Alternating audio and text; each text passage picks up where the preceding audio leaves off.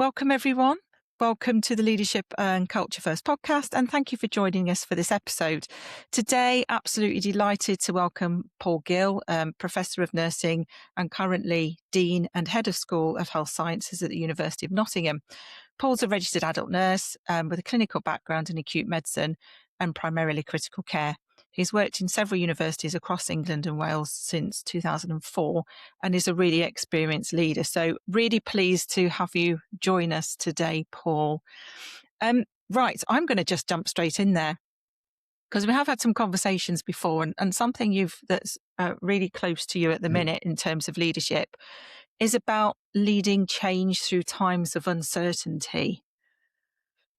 So I'm just going to throw that, what's it like to do that? So thanks for the invite, Sharon. I really appreciate it. I guess in terms of what is it like, I'd say in terms of my own personal reflection, this probably won't come as any surprise, but it's quite challenging for the obvious reasons.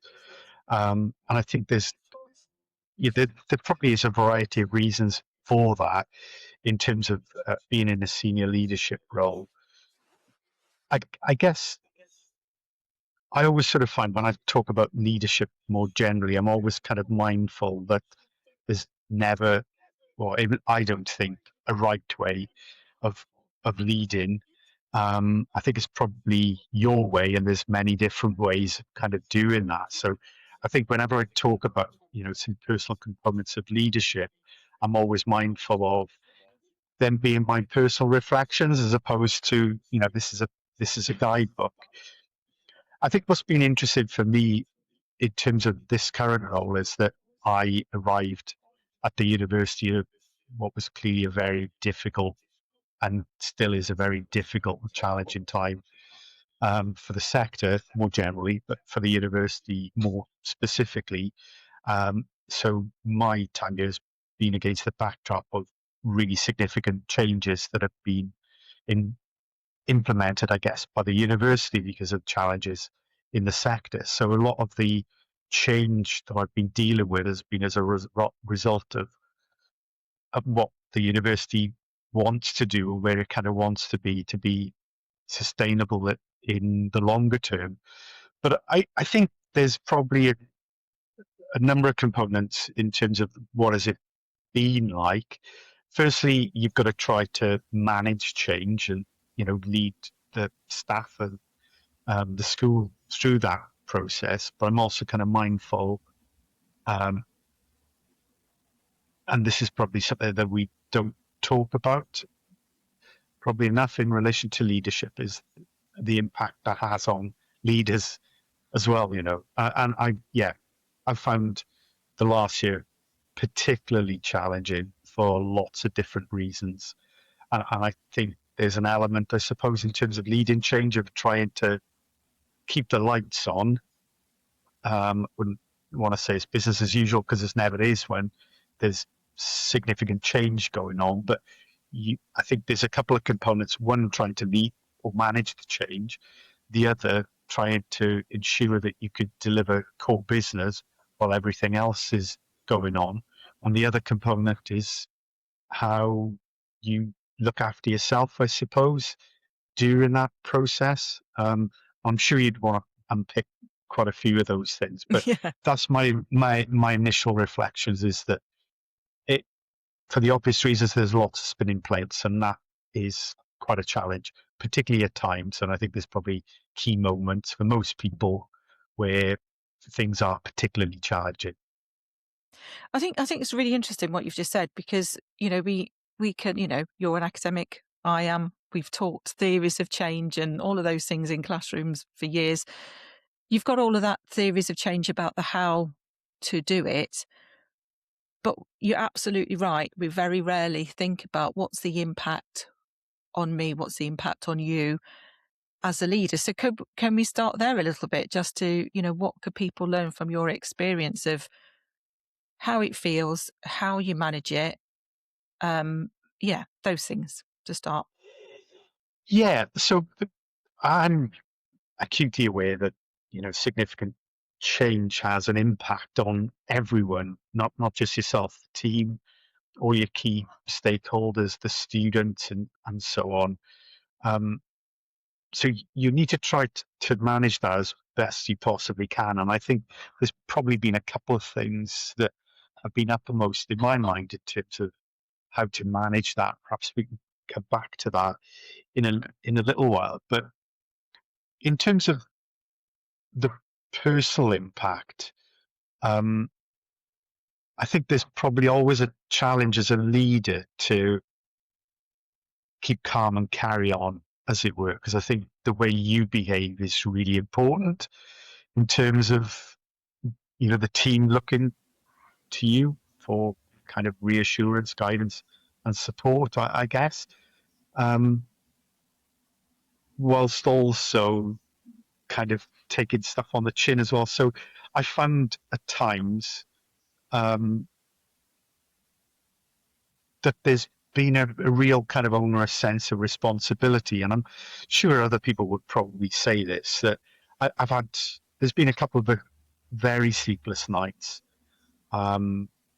because of this kind of onerous sense of responsibility to try to do the best that you possibly can of leading, the school and the team through a really difficult time.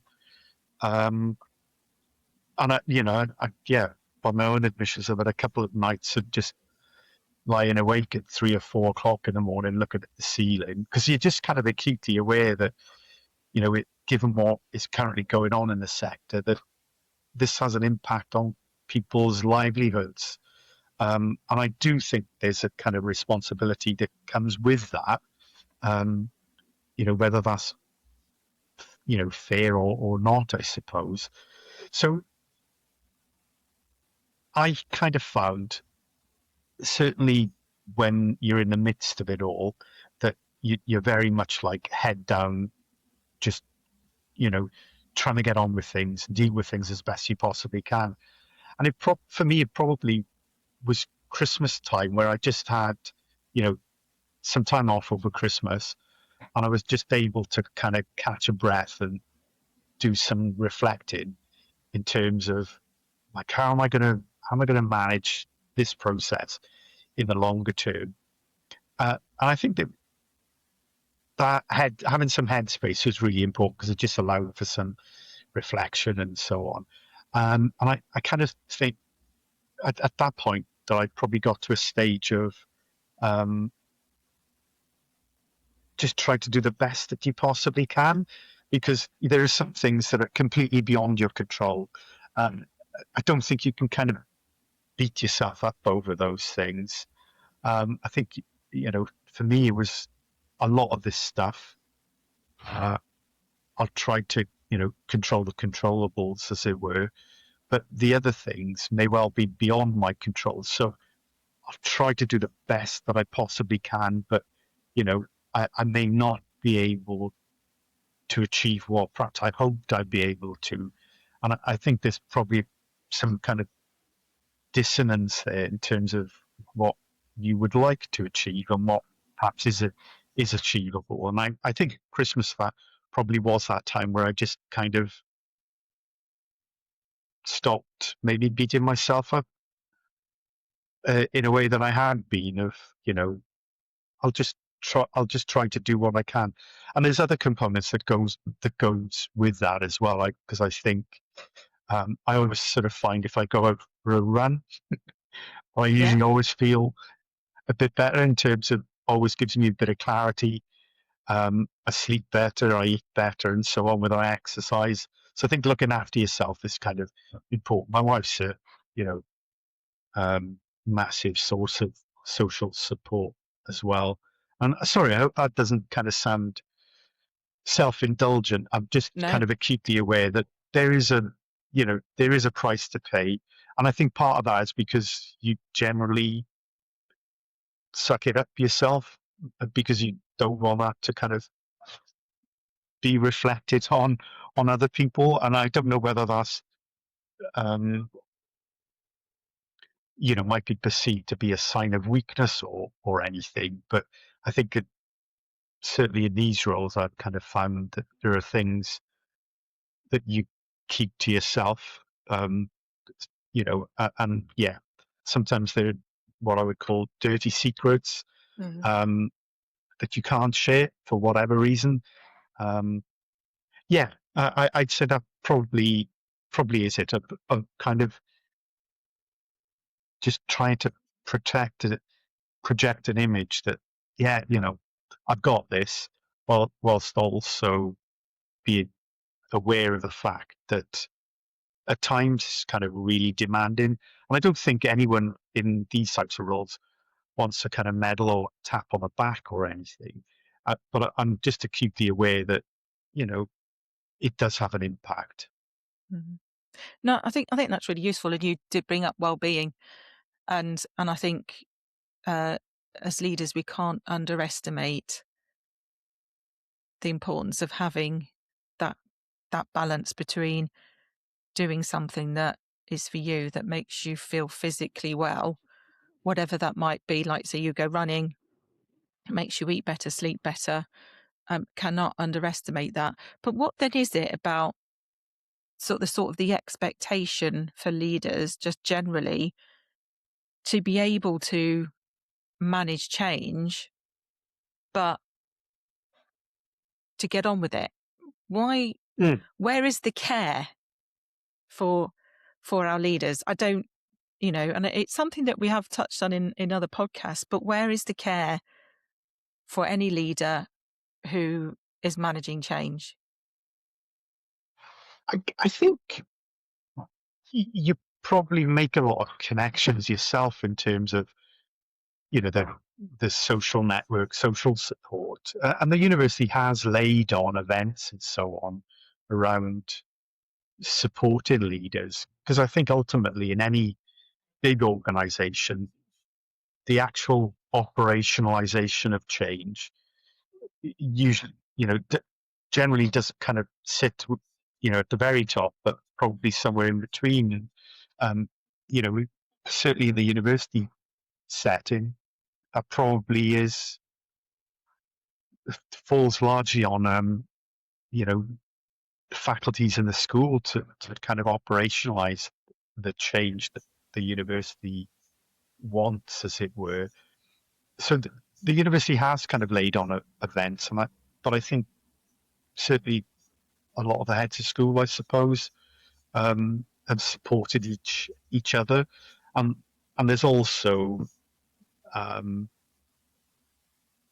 I'm always kind of mindful of leading being a very much a team effort, and I'd say certainly from my perspective, the team more generally, but certainly the senior team in the school have kind of been really instrumental in terms of taking things forward during a very difficult time, but also supporting me and hopefully kind of vice versa.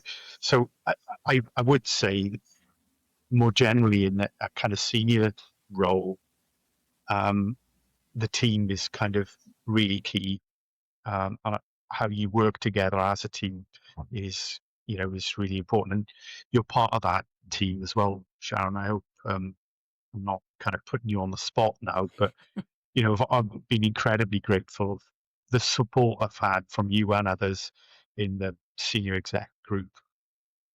And that's kind of has been instrumental, I think, to getting us to this point. Thank you. Yeah. No, and it's tricky, isn't it? Because how do we advise others who are going to be going through this time, any leading change, whatever level that might be in whatever industry that might be in, and how can we prepare for that? Yeah, and I know you talked earlier on about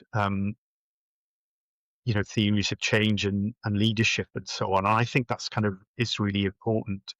A, a lot a lot of that I think does kind of prepare you for walking the proverbial walk, as it were.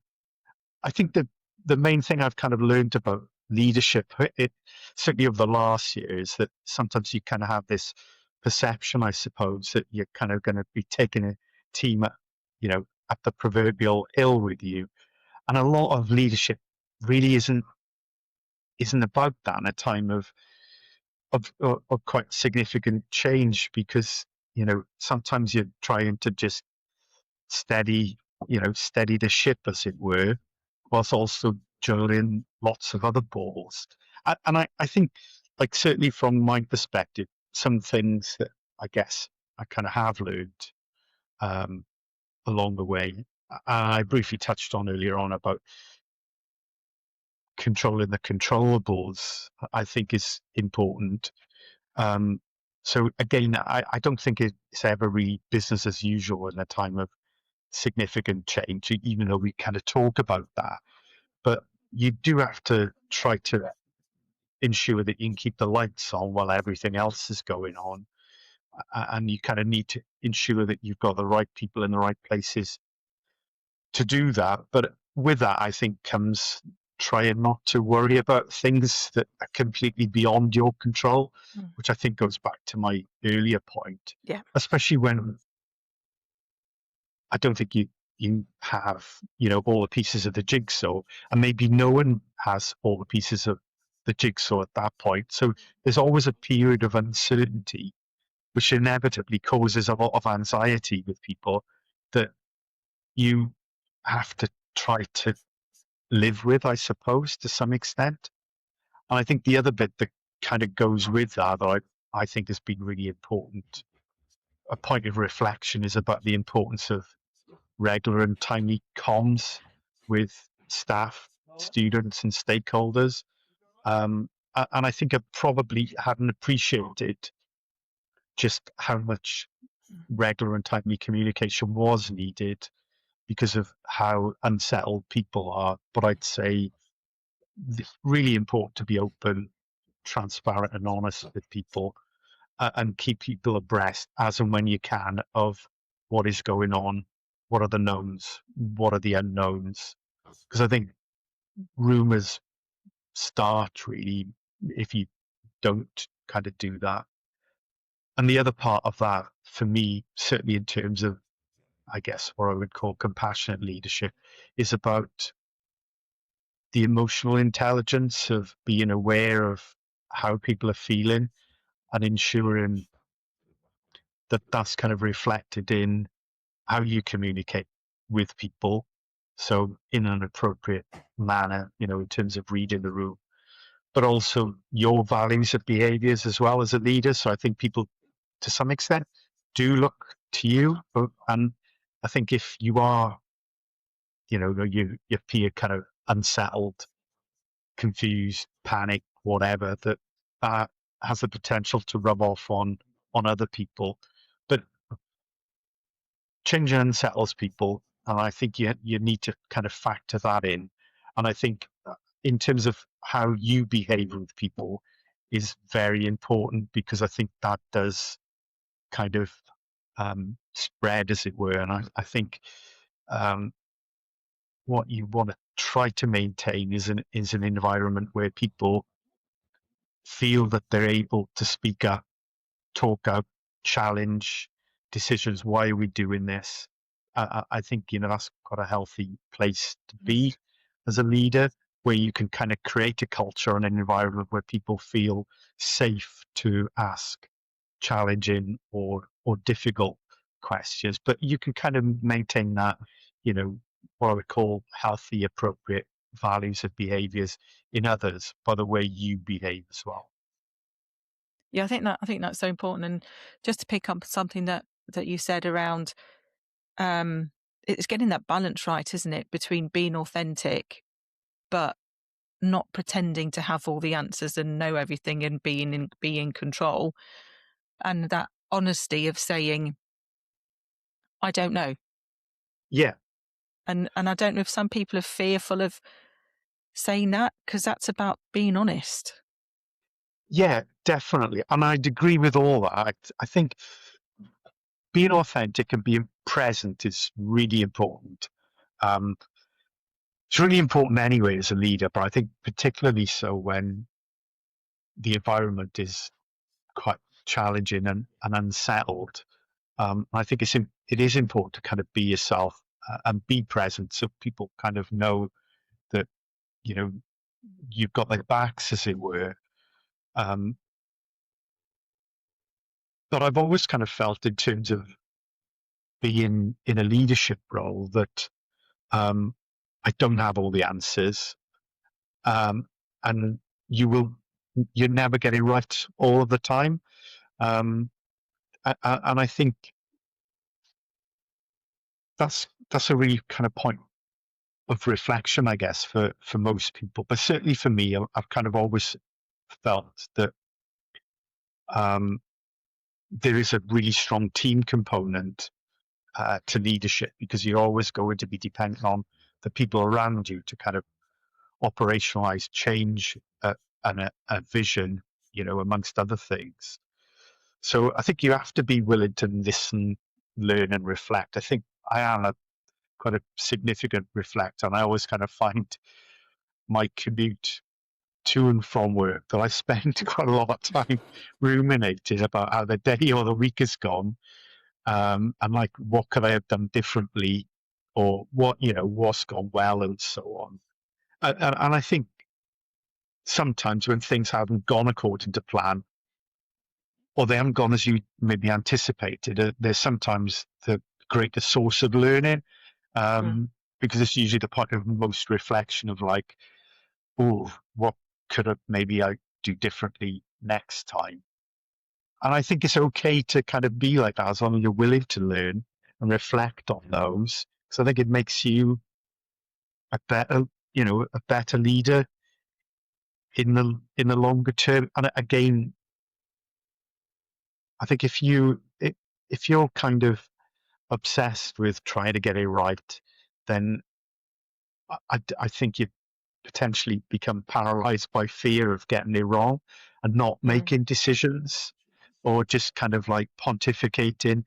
And that's not a particularly healthy place to be. So I think you often make decisions that feel the best possible option at that point in time, and sometimes they won't go according to plan, or that you'll get it wrong.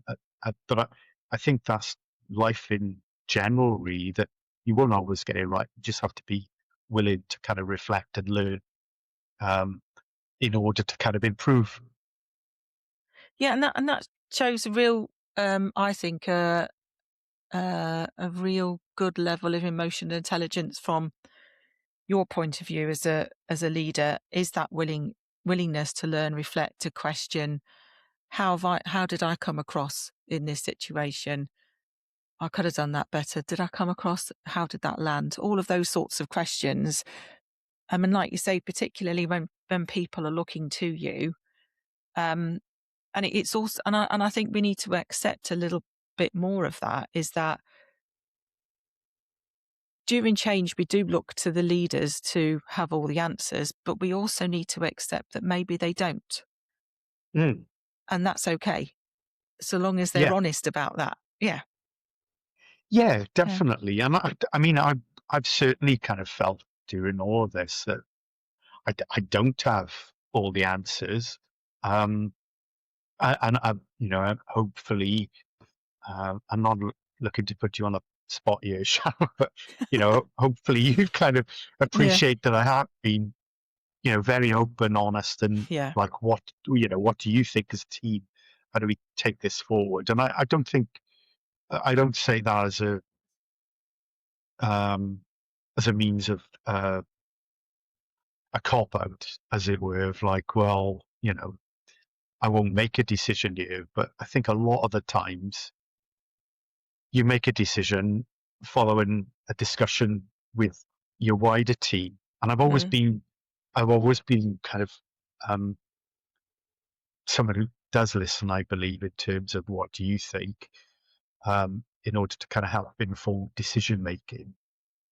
I think that's absolutely key. I think as a leader, it's important that you have a team around you that you can trust, that you have the discussions with, and it's not about, as a leader, you agreeing with the immediate team around you, but it is that acceptance that, yeah, I've spoken to people, I've considered it, I haven't just jumped into a decision without consulting well, not even consulting, just talking it through, sounding it through, using other people as that sounding board, as that ear, as that, this is my thinking, what's your thinking? And Yeah, absolutely, it's so important to do that as a leader, isn't it? yeah, definitely. And I think as well, like from my perspective, um, because I've only been at the university, I think it's a year today. Um, I'm aware that because I've not worked in either the university or the region before, that I don't have that institutional knowledge that a lot of other people have. So sometimes I'm aware, well, if I did this, what might the consequences be for that? Because I don't know some of the wider politics Mm. or the potential wider implications here. So I think part of the discussions is about that as well, of just helping you to navigate the landscape, um, and some of the consequences that might be associated with some of the decisions that you do have to make, because there's inevitably, I think, in a senior leadership role, there are a variety of occasions where you have to make very difficult decisions. Sometimes they're, for the greater good, as it were, um, or sometimes it's maybe because the most appropriate course of action isn't necessarily the easiest option True. either. You have to be prepared to make those decisions that sometimes they are going to be uncomfortable. But I think in terms of maybe what I'm feel particularly proud of in a short space of time is I guess some of what I would think is the workplace culture. And I kind of remember a couple of weeks ago having some emails from a member of staff asking, you know, why are we doing this kind of thing, like the difficult question. And they were perfectly reasonable, two Mm. separate emails.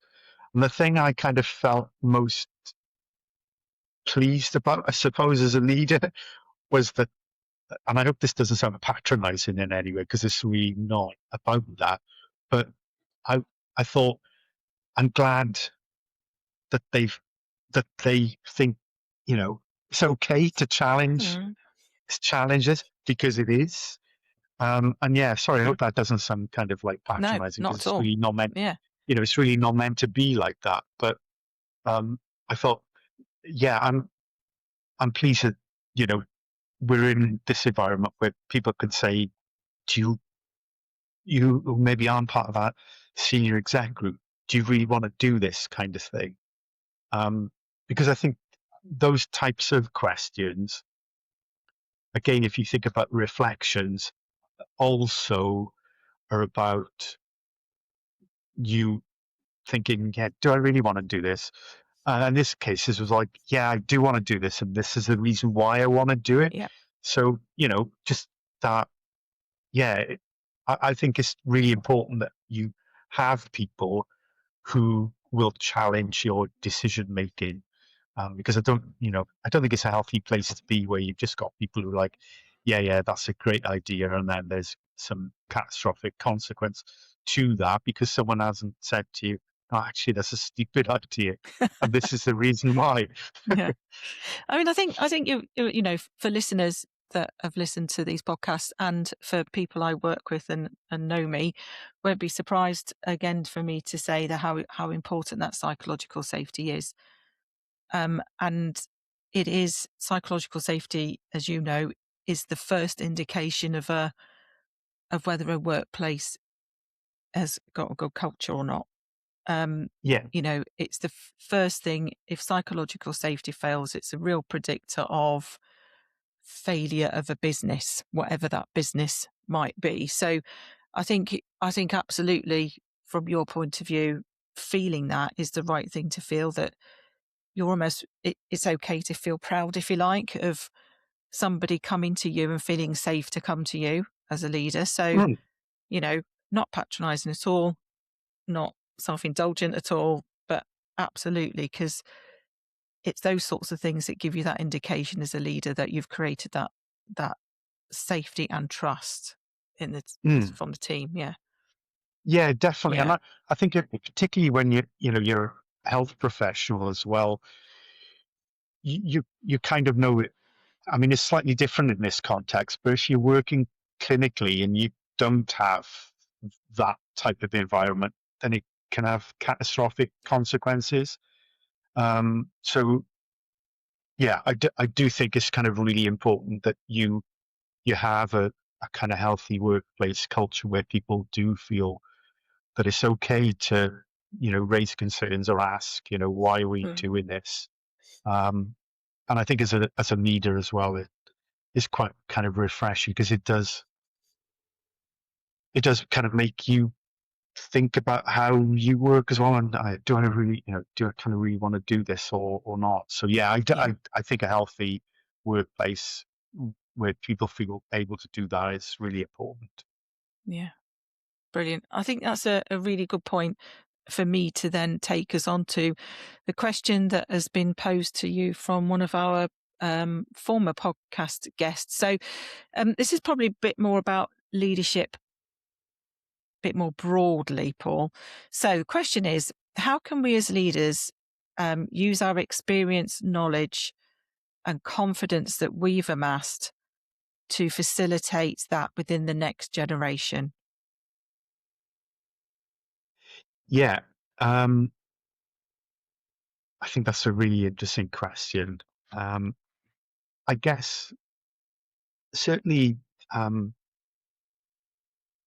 one of the common threads that I guess has run throughout my entire career is about uh, nurturing, supporting, developing the next generation, as it were, demystifying some of the myths and everything else. And I'm kind of acutely aware that I guess I'm the generation of nursing profs that um,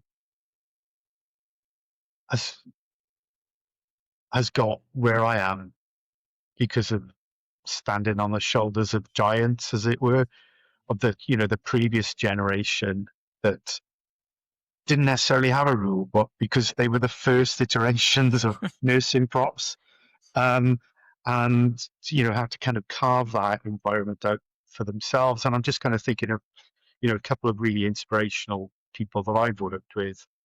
Um, Leslie Lowes, who was my PhD supervisor, and was a Florence Nightingale Professor of Nursing, or Maggie Kirk, who was my boss when I worked at the University of South Wales, and lots of others. Sorry, there's probably people that I've omitted from there, but that's not deliberate.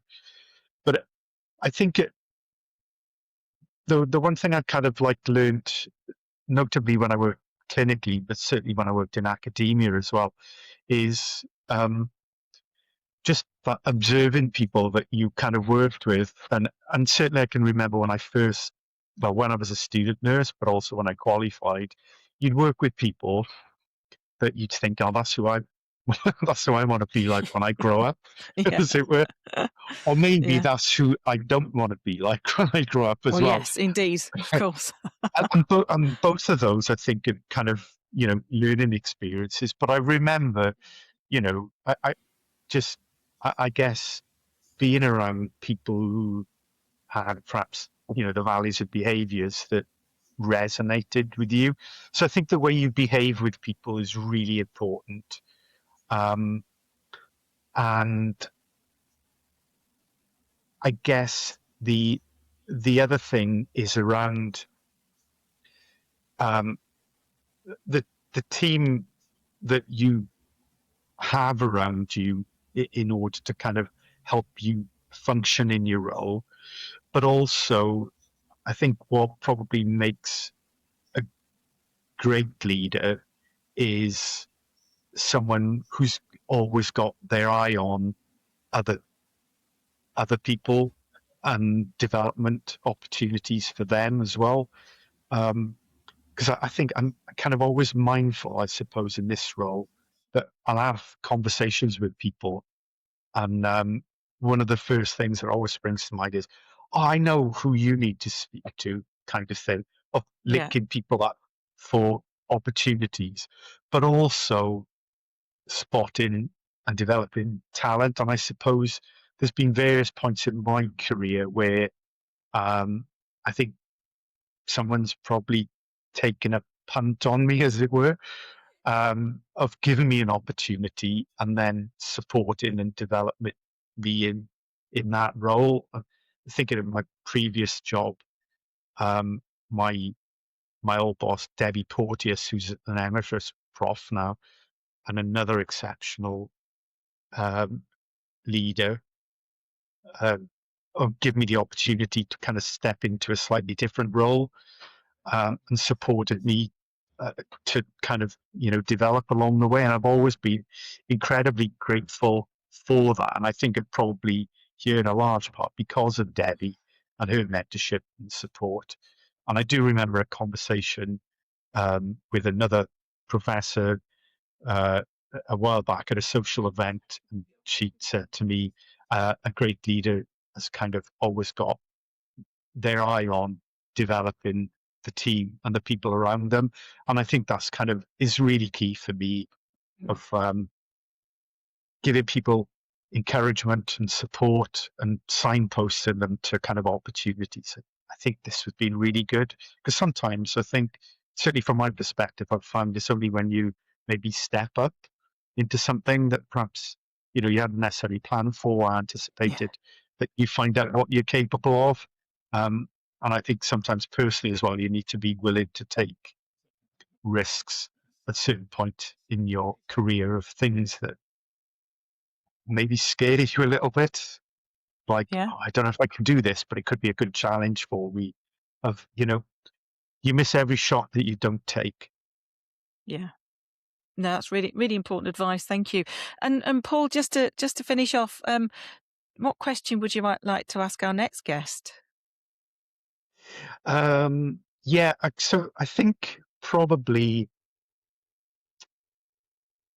one of the one of my key reflections about leadership in change is what I maybe call when to put your hand up, or it's just around picking your battles Mm. really, because sometimes I think in this type of role, you might need to defend a particular position, and then other times you kind of need to concede. And I'm kind of always mindful of, if I've spoke a lot in a senior meeting, of like, do you know what? Maybe I've said my bit now, so I'm not really going to kind of say. I'm not going to say any more today or whatever, or I don't feel strongly enough to kind of put my hand up about this. And so I guess my question for the next guest is, how do you decide which battles you kind of want to fight and which ones perhaps aren't for now? Really So good. how do they pick their battles? Yeah. Yeah. No, that'd be great. Thank you. Thanks for that. Okay, so Paul, Okay. just to say, huge thank you for being so reflective today, and given us lots to think about around that authenticity when leading change, and the difficulties that can bring. And so, just to say, huge thank you for your time today. Thanks, Sharon. Thanks for the invite. Yeah, well, I hope people find that useful in some way. Um, but yeah, it's been really good to catch up, and I'm really grateful for the invite as well. So thanks. Thank you. So just to say thank you to our listeners out there. We hope you've enjoyed this episode, and I look forward to welcoming you for the next one. If you have enjoyed today, don't forget to like and subscribe, and we'll see you really soon. Cheers, everyone. Thanks. Bye.